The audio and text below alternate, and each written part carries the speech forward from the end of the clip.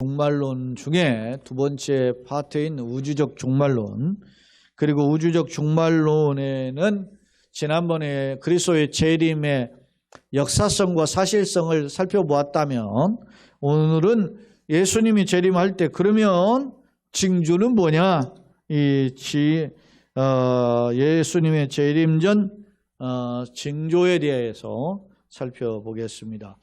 우리 오늘은 PPT로 28페이지부터 37페이지까지 살펴보겠습니다. 우주적 종말론의 재림 전 사건들입니다. 자, 심판의 징조들. 첫째, 주님이 이제 재림을 하면 심판이 앞서 우리가 계시록 19장에서도 봤잖아요. 흰 보좌에서 거룩한 보좌죠. 거기서 심판이 펼쳐지죠. 그 오른손과 왼손 왼편의 무리로 갈라지는데, 이러한 심판 전에 이 세상은 어떻게 변할 것인지, 심판 전에 이 사탄은 어떻게 발악을 하는지, 그런 징조들이 있다라는 겁니다. 그런 징조들을 한번 보겠는데, 첫째, 자연계의 징조들입니다. 첫 번째, 자연계의 징조들 중에 뭐가 있어요? 전쟁이 있는다. 이 마태복음 24장 6절에 보면 난리의 소문을 듣겠으나 너희는 삼가 두려워하지 말라. 이런 일이 있어야 돼. 아직 끝은 아니라. 전쟁이 계속되지만 이제 그것이 완전한 끝은 아직 아닙니다. 이런 일들이 더 비일비재할 것이다. 심판 때에는. 그죠? 뭐 예를 들어서 우크라이나 전쟁 같은 게 일어났는데 곧 끝날 것 같이 생각이 되었지만 벌써 만 2년이 지나고 3년차가 접어들었죠. 이스라엘과 하마스의 전쟁도 꼭 끝날 것 같은데 오히려 하마스와의 관계는 조금 좀 소강 상태고, 헤즈볼라 있고, 이 하마스는 팔레스타인 지역에 있는 이스라엘 대적하는 단체죠. 근데 그 배후에는 이란이 있죠. 근데 제가 살펴본 바로는 이스라엘을 대적하는 이런 단체들이 한 4개가 있더라고. 근데 그 중에 하나가 레바논에 있어요. 레바논에. 근데 그 사람들이 쓰는 깃발들이 거의 비슷해요. 총에다가 손으로 총을 잡고 있는 그런 상태의 그 표시가 조금씩 다른데 그렇게 돼 있어요. 그러니까 레바논의 중심으로 있는 곳이 헤즈볼라죠. 헤즈볼라가 해서 티격태격한 부분이 있다가 이번에는 시리아의 다마스커스를 내에 이란의 영사관을 또 공군기가 가서 미사일로 폭격했잖아요. 점점 확대되는 분위기죠. 왜 이런 이야기를 하느냐? 이런 성경적 근거를 통해서 혹시 이런 일은 아닌가 한번 되돌아보는 겁니다. 우리가 보는 지혜예요. 난리와 난리의 소문이 있다. 전쟁 소문입니다. 두 번째, 큰 지진과 기근이 있고 뭐가 있어요? 전염병이 있다. 이거는 여러분 기억하세요. 전쟁, 기근, 전염병, 이거는 소위 이 세 박자는 항상 성경 속에서도 역사적 어떤 극한 상황과 올 때 이런 일이 벌어졌어요. 하나님께서 이스라엘을 징계할 때도 이런 표현을 사용했어요. 예레미야나 여러분 예수계를 보세요. 이런 일이 벌어지죠. 이스라엘이 뭘로 망하죠? 전쟁으로. 근데 그 당시에 뭐가 있어요? 기근과 전염병이 있어요. 자, 전쟁은 서로 죽이는 칼이죠. 그 다음에 지진과 기근은 뭡니까? 삶의 터전이 흔들리는 거예요. 그 다음 전염병은 뭡니까? 육신의 건강이 흔들리는 거죠.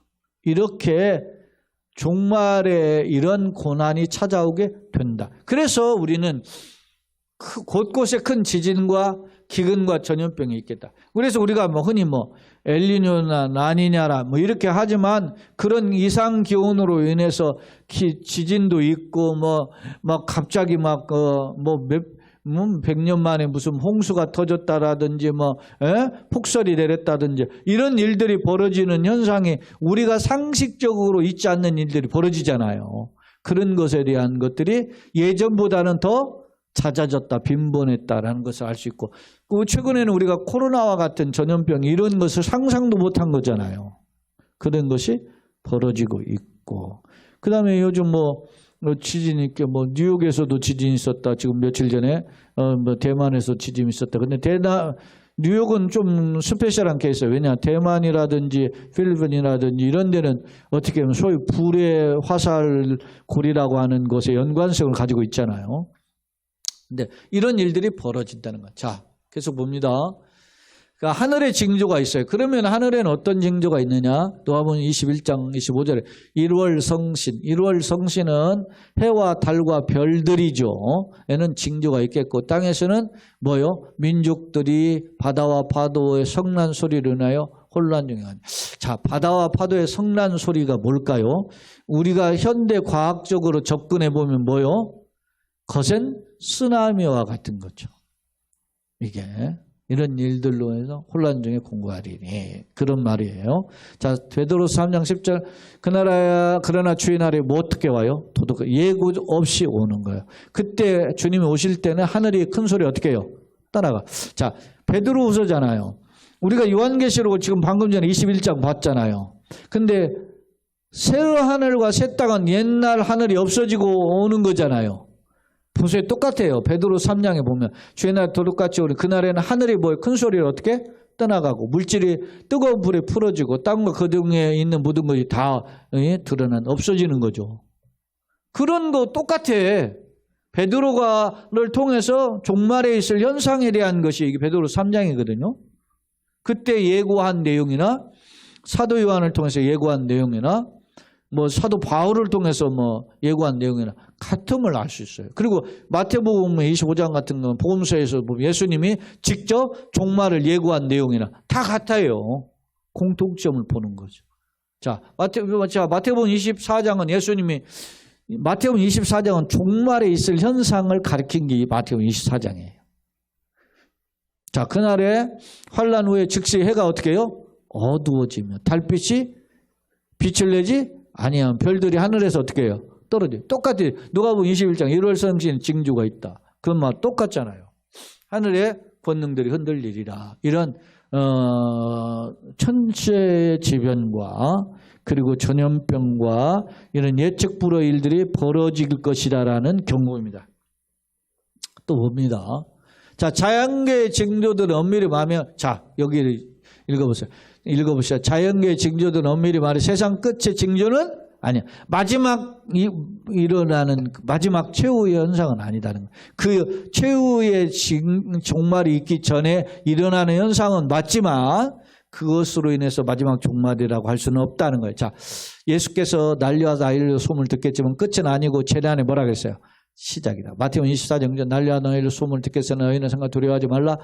이런 일이 있어야 하되 아직 끝은 아니다 그랬죠. 자, 이 모든 것은 재난의 뭐라 그랬어요? 시작이다. 했어요. 자, 3번 장하연계 징조는 재림 때까지 강도가 어떻게 더하여 강도가 세진다는 거죠.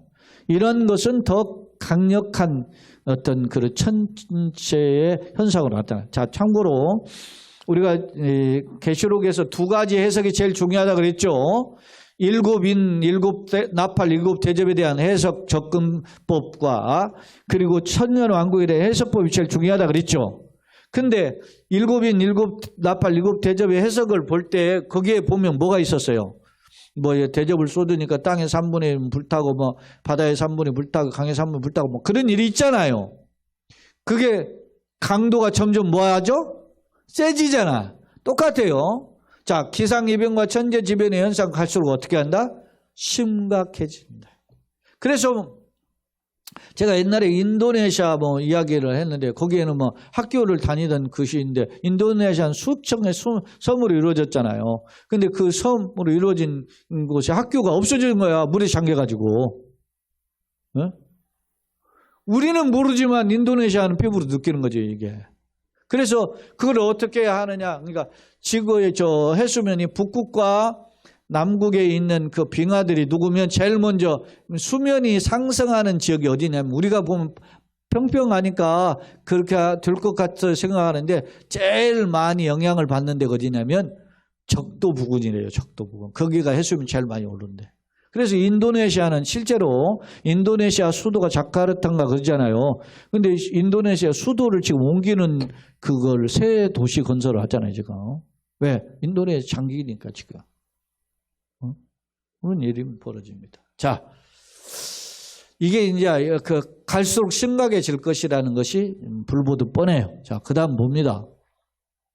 하나님의 은총을 증거하는 징조들이 그럼 뭐냐?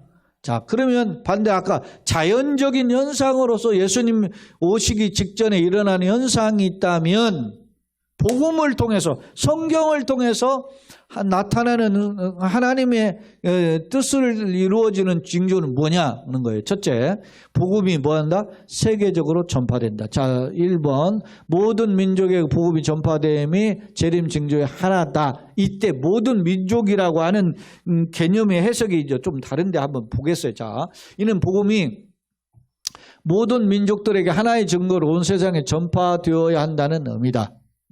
이런 말인데, 자, 마태복음 24장 한번 읽어봅시다. 이 복음이, 이 천국 복음이 모든 뭐라고? 민족에 증언되기 위하여 온 세상에 전파되리니 그제야 끝이 오리다. 도대체 이 모든 민족의 복음이 전파된다는 개념을 우리는 알아야 되는데, 다시 말하면 이렇게 해석하는 학자들이 크게 한번 세 부류로 분류할 수 있는데, 첫째, 모든 민족의 복음이 증거된다는 것은 전부 다 지구상에 있는 모든 사람들이 하나님을 믿는 때가 온다, 이렇게 해석하는 학자도 있어요. 그러나 그런 해석은 크게 지지를 받지 못해요.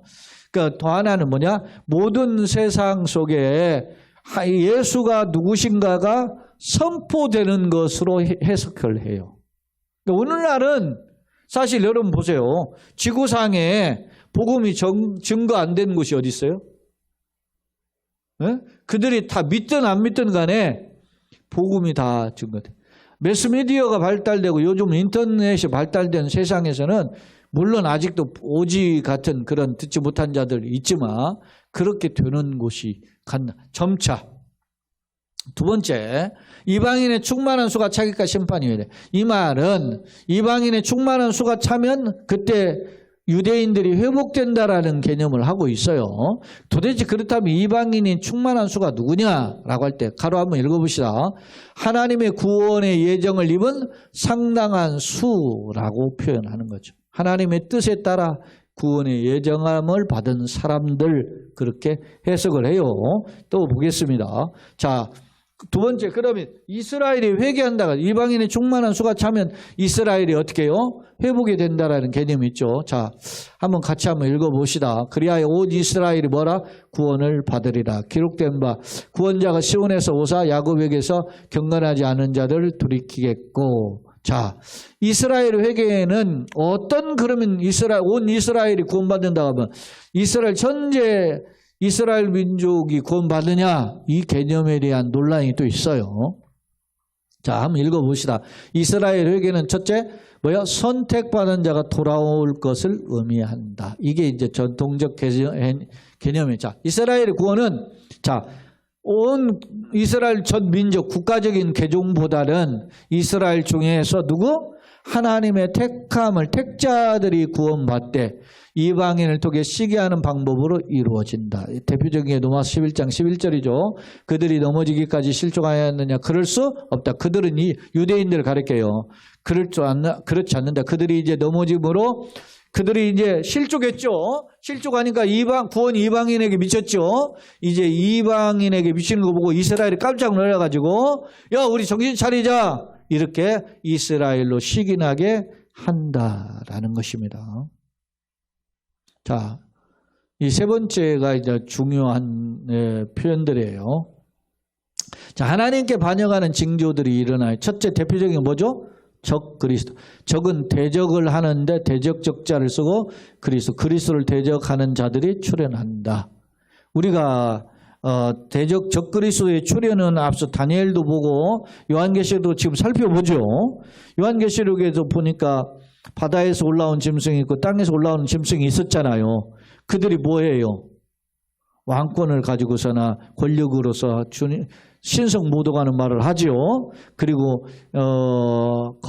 겉은 어린 양처럼 보이는데 말은로 현혹해가지고서는 말이죠 하는 철학 사상으로서 사람 미혹해요. 그리고 뭐요? 경제를 주장해가지고 매매를 못하게 만들고 그런 자들이 누구다? 적 그리스도죠. 자, 다니엘서에서 이야기하는 그럼 적 그리스도는 어떤 모습인가 봅시다.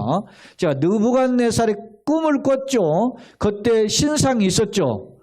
큰 신상이 있었는데 하나는 머리와 팔은 뭡니까? 금으로 되어 있고, 머리는 금으로 되어 있고, 가슴과 팔은 은으로 되어 있고, 배와 허벅지는 노수로 되어 있고, 종아리는 쇠고, 발은 어떻게 합니까? 흙과 진흙이 섞여 있죠. 쇠와 진흙이. 그렇게 금은 동철 흙으로 전락하지만 손대지 않는 돌, 이게 이제 메시아예요. 메시아에 의해서 와르르 무너진다는. 세상 나라는 이렇게 갈수록 이렇게 금보다는 쇠가 약하잖아요. 별거 없잖아요. 근데 강도는 세잖아요. 그래서 막 회방하고 할 때 세상이 그렇게 강력해질 때 하나님 손대지 않는 돌이 와서 세상 나라를 무너뜨린 심판하는 것을 강조해요. 이런 갈수록 뭐한다? 세상 나라는 하나님을 대적하는 자들이 출현한다.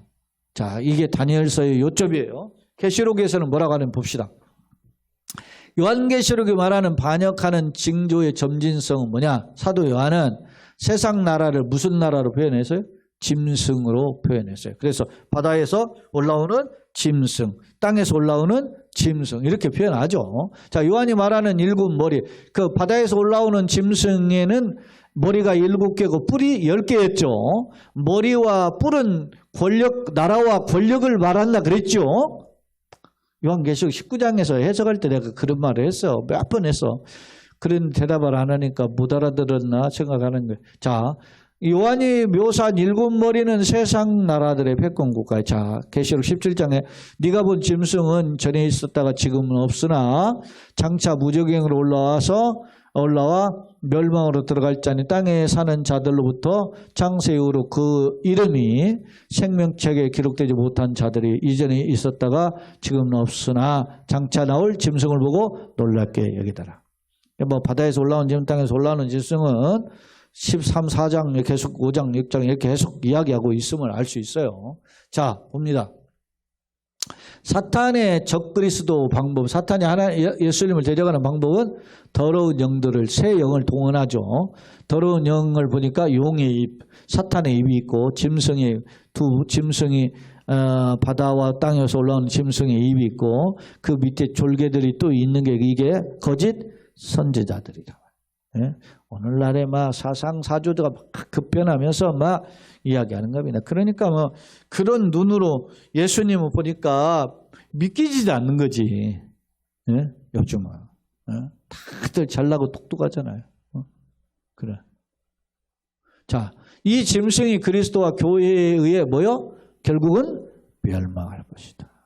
그러나 이렇게 발악하지만 누구에게 멸망해요? 백마탄자가 오잖아요. 우리가 지난 18장에 보면 19장에 보면 백마탄자가 오셔가지고 이게 싸우는 거예요. 그들이 어린 양과 더불어 싸우려니 어린 양은 만유의 주요 만왕의 양인데 그들을 이기실 것이고 또 그와 함께 있는 자들 곧 부르심을 받고 택하심을 받은 진실한 자들도 이긴다. 우리 성도들이죠. 성도들도 이긴다. 그게 되는 겁니다. 자, 계속 보겠습니다. 자, 적그리스도의 모습을 그러면 또 다른 표현들입니다. 첫째, 붉은 용. 붉은 용이라고도 하고, 이 사탄의 이름이 네 가지 이름을 가지고 있었어요. 또 하나는 뭐라고 하죠? 옛뱀이라고. 옛뱀은 하와를 꼬드길 때 뱀으로 왔었던 뱀을 가리키기 때문에 옛뱀이에요. 그 마귀라고도 하고, 고소자, 사탄, 참 대적자, 참소자, 회방자 이렇게 번역이 되죠. 라고도 하면 온천하를 꿰는 자라. 그가 땅으로 내쫓기니 미가엘 천사장과 싸워가지고 쫓겨났잖아요. 그 사자들도 함께 내쫓기는데 용을 잡으니까 옛뱀이요 마귀요 사탄이라. 이게 12장 9절과 20장 2절이 내용인데 내용이 똑같잖아요. 그런 겁니다. 그 다음에 이제 적그리스도의 모습은 바다에서 올라오는 짐승, 땅에서 올라오는 짐승 두 가지가 있었죠. 자, 계시록 13장에 보면 내가 보니 바다에서 한 짐승이 나오는데 뿔이 10개요. 머리가 7이죠. 그 뿔에는 10왕관이 있고 그 머리에는 신성무도라는 이름이 있죠. 저 용이 짐승의 권세를 주므로 용에게 경배하게 하며 짐승에게 경배하게 누가 이 짐승과 같으냐 하면서 막 누가 이 짐승과 같으냐 마치 하나님인 것처럼 숭배하는 그런 모습을 보여줍니다. 또 봅니다. 자, 땅에서 올라온 짐승, 이 땅에서 올라오는 짐승은 첫 번째 짐승인 바다에서 올라오는 짐승을 숭배하게 만들죠. 근데 모습은 어린 양 같고 뿔이 있고 용처럼 말을 하죠. 이적을 행하는데 하늘에서 심지어는 불이 내려오게 하고, 그리고 우상을 만들고 그것에 숭배하게 하고, 심지어는 이제, 우상의 표를 받지 않는 자에게 매매를 못하게 하는데 그 수를 세보니까 666이다. 이것을 알 수 있습니다. 자, 마지막으로 한번 보겠습니다. 자, 용과 짐승들이 이제 어떻게 해요? 한 곳에 모든 그 휘하에 있는 졸개들을 모으고 어디로 모아요? 아마겟돈에 모아가지고 전쟁을 일으키죠. 이걸 소위 가리켜서 아마겟돈의 전쟁이라고도 하고 앞서 20장에서 표현했을 때는 곡과 마곡의 전쟁이라고 표현했어요. 자, 새 영리 히브리어로 아마겟돈이라는 곳으로 이게 아마겟돈이라는 말은 무기또의 산 그런 의미를 가지고 있어요. 이게 무기또의 그 언덕이 옛날 고대 그 이스라엘 역사에 보면은 전쟁의 언덕이에요. 그런 곳입니다. 자, 계시록 19장 20절로 21절에 보면 짐승이 잡히고 그 앞에 표정을 행하는 거짓 선지자들 잡히고 그 짐승의 표를 받고 우상 숭배하던 자들 이제 불신자들이죠. 그들도 잡히고 다 잡히는 겁니다. 이 둘이 산채로 어디에 던져져요? 불과 유황붓에 묻는 못에 던져져요. 그 나머지 말탄 자 입으로 나오는 검의 죽음에 모든 새가 그들의 살로 배불려. 옛날부터 새 밥이 되는 것은 비극적 죽음을 가리킨다 그랬죠. 그러니까 비참한 최후가 될 것임을 이야기해요. 결국은 망한다. 이게 아마겟돈 전쟁과 함께 던져지는 유황불 못이 뭡니까? 둘째 사망이다. 이렇게 표현하는 겁니다. 자, 여기까지죠. 예, 오늘은 여기까지 살펴보도록 하겠습니다.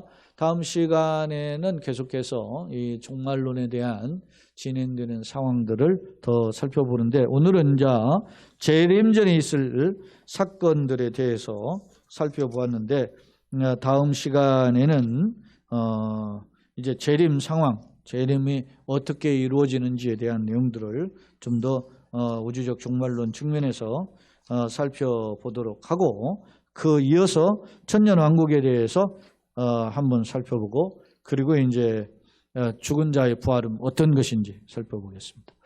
기도드리겠습니다.